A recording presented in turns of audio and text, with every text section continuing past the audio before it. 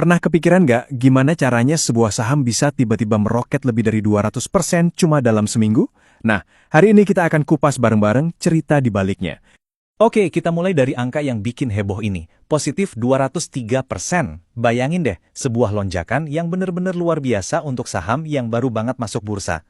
Nah, ini dia pertanyaan utamanya kan. Gimana ceritanya PT BSA Logistik Indonesia atau yang kode sahamnya WSBA bisa langsung to the moon begini sebagai emiten pertama di tahun 2026?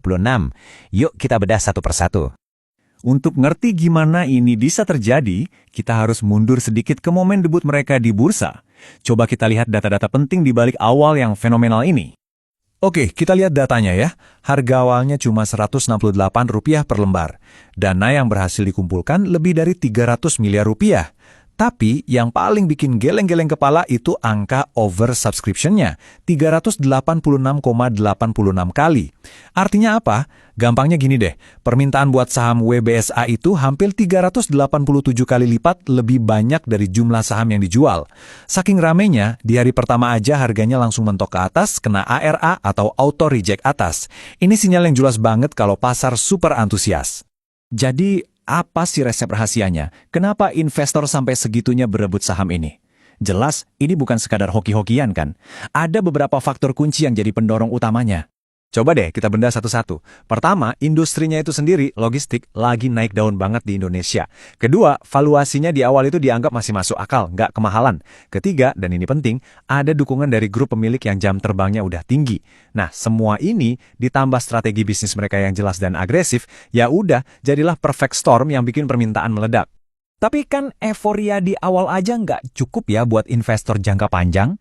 Yang lebih penting adalah, uang 300 miliar ini mau diapain? Nah, disinilah rencana besar WBSA mulai kelihatan. Dan ternyata fokus mereka itu tajam banget. Coba lihat alokasinya.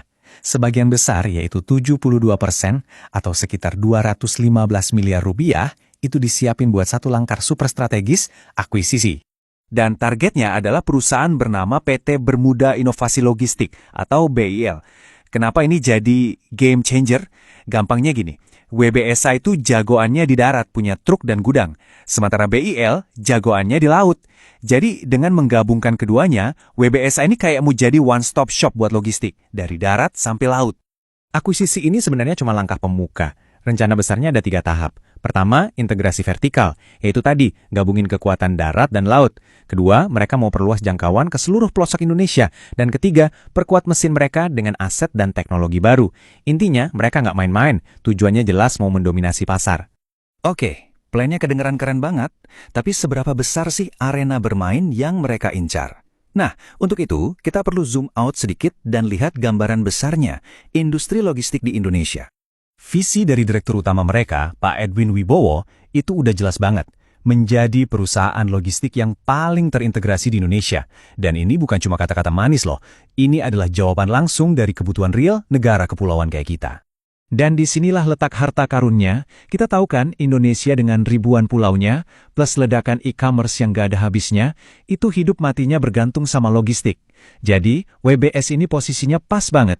Mereka bukan cuma ikut tren, tapi berpotensi jadi urat nadi dari salah satu sektor paling krusial buat ekonomi kita ke depan. Tapi tentu saja, di mana ada peluang besar, di situ ada risiko yang besar juga. Rencana secanggih apapun di atas kertas, kuncinya tetap dieksekusi. Jadi apa aja sih yang perlu kita waspadai? Ini ibarat koin dengan 2 sisi. Di satu sisi, peluangnya menggiurkan. Sektornya lagi tumbuh kencang, model bisnisnya terintegrasi, dan kepercayaan investor lagi tinggi-tingginya. Tapi, di sisi lain, risikonya juga nggak bisa dianggap remeh. Persaingan di industri logistik itu, wah, ketat banget.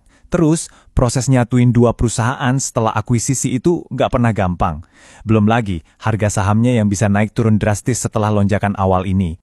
Jadi, pertanyaan akhirnya buat kita semua adalah, apakah debut yang luar biasa ini adalah tanda lahirnya seorang raja baru di industri logistik Indonesia? Atau ini cuma euforia sesaat yang nanti juga akan reda? Ya, cuma waktu dan eksekusi mereka yang bisa membuktikannya.